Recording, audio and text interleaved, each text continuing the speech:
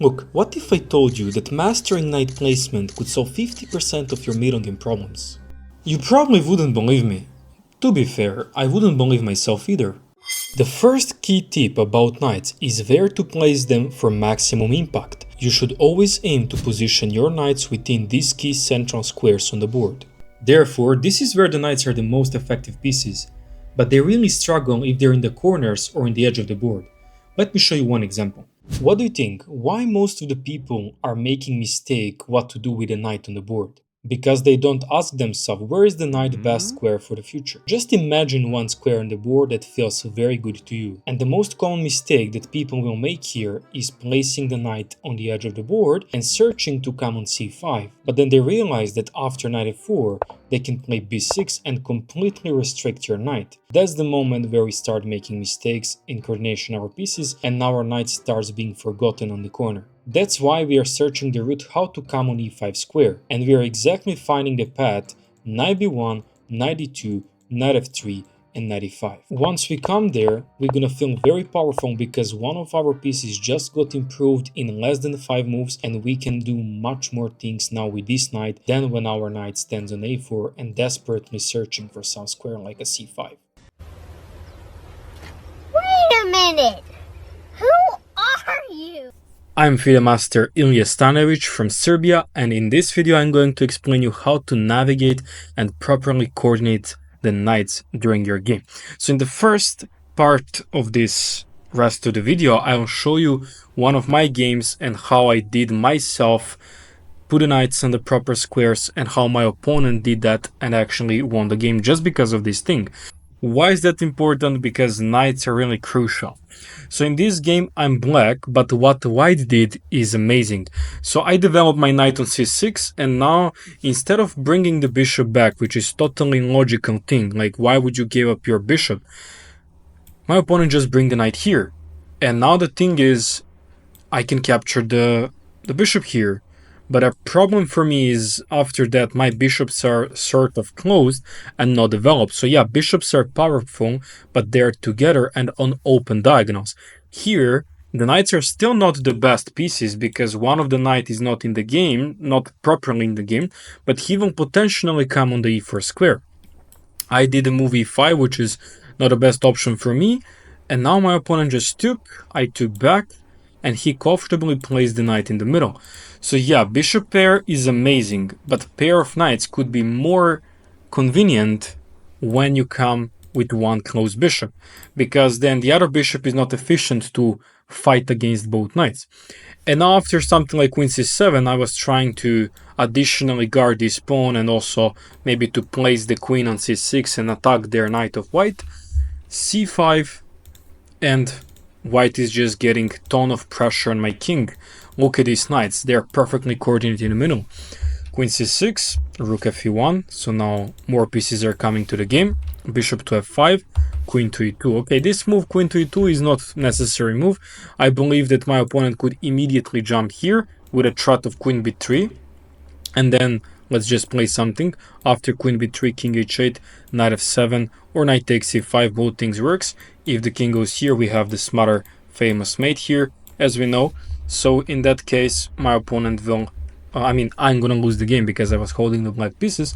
Instead of that, he did one passive move, queen to e2, and I could just capture everything and play this endgame, which is more comfortable for me. I can rely on endgame technique here and sort of use the weaknesses of white and make some sort of pressure.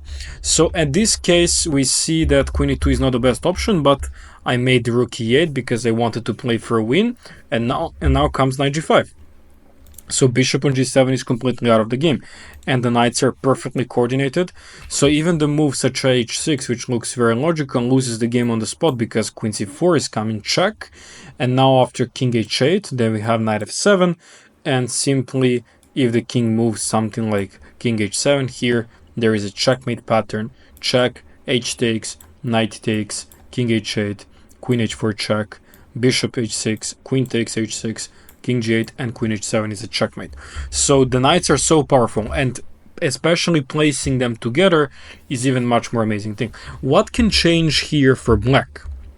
If we have this pawn, let's say on f7, let's say this pawn is on f7, white's position will be trash. Why? Because both bishops will be completely open, and then the knights are not going to be useful as it's now.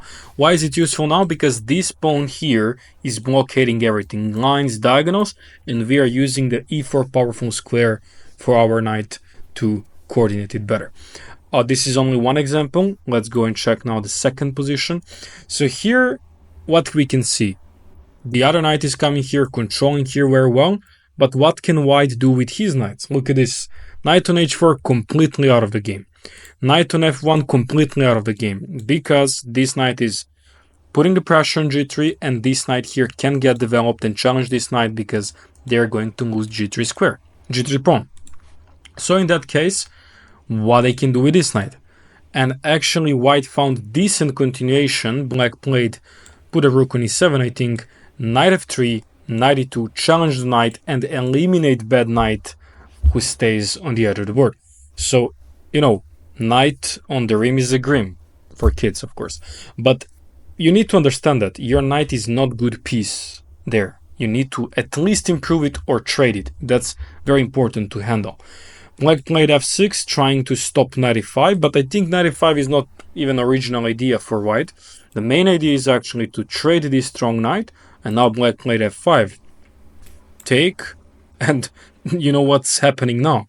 After trading your bad piece for their good piece, they don't have so much options how to retake here. If they take back with the d pawn, here comes the powerful bishop. After check, king moves somewhere. Then after take, both diagonals gets open, and queen will sneak in with the idea of queen c3, queen h8, and as you see, white is completely winning. So what white did here is just simply improve the knight. He didn't do anything else. He simply put the knight into the game and traded for their better piece. And that's how he won, like destroyed black completely. Looks like that maybe black has some sort of sacrifices here. Knight takes g3, knight takes g3 here. But apparently it's not that much dangerous for white here. After bishop takes f4, knight f1 back. I don't know. You see that everything is under control here. Currently now we have a piece up for white, and black is not ready for this continuation. If he takes like this, we can simply trade everything, and after moving the queen somewhere, white is completely winning. There is not enough compensation for this lost piece. So you see, simply improve the knight. Let's go next example. In this position here, we have some sort of Benoni reverse structures, and white needs to do something with his knights. Knights look solid, but they're not good. Firstly, this knight is blocking the bishop. This knight here is not in the game. He's a little bit restricted and doesn't have a good spot. So what here white did, firstly I think black played knight f8, trying to open up this bishop on c8, and now after b5, the idea is to create a square for the knight to jump to d5, as you see. After knight d8, knight b4, and knight is coming here. This knight will create a lot of problems to black, and that's why many players here would just take this knight here and then eliminate the defender. The bishop on e7 is a great defender. So now we got a bishop pair. And yeah, if you don't have a good knight, trade it or improve it. Again, very simple. What Engine recommends here is just to ignore it, apparently, but this is very hard to handle. This knight looks very strong, and then imagine this knight sneak in here or somehow on f5.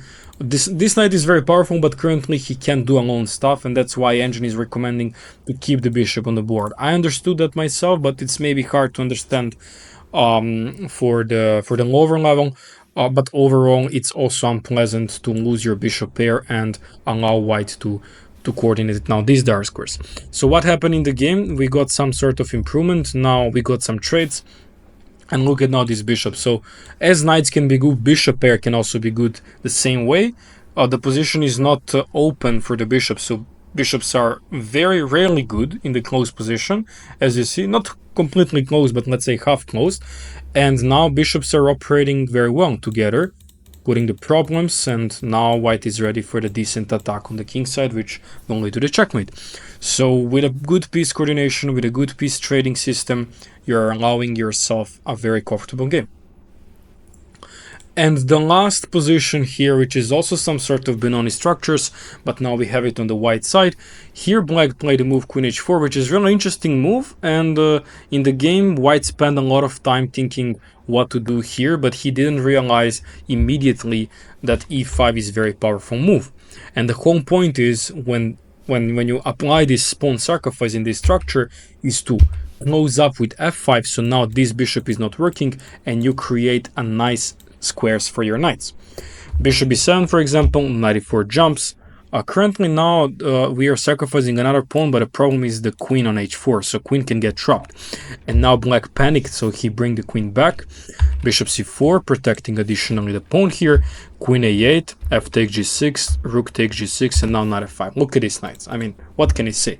Compare these two knights here for these two knights here. So just compare them, and you will understand that these knights are about to checkmate a king with some queen h5, knight e7, and so on, knight f6, knight g5. What about these knights? They want to be traded and they want to be simplified, so black can reduce the activity of white pieces. Knight b6 here looks like a pleasant move since it's attacking the bishop. Knight e7, we are simply winning the exchange. And now at this position, I think white completely forgot to play queen g4. Here he played b3, which is also possible, like he wanna settle down the things because the position is very amazing even with this move. But the thing after queen g4 simply finishing the game, like the king will be checkmated, knight g5, queen h4, and black will resign the game. So with these exercises here and with these examples, you exactly see how the things works better for you if you understand placement of your knights. Not just for your knights, overall the pieces, but the knights are really important when it comes to some sort of half open or closed positions. And that's why you can visit the link in the description, join the School community, and see many of these useful lectures about the strategy, the knights, the bishops. I'll put a link down below and you can check out the School community. Learn Chess with Ilya, that's how it's called. And if you're interested to check something more deeply about other openings, you can check with this playlist here. Thanks for watching. Put in the comments what you'd like to see in the next videos, and I'll see you in the next one.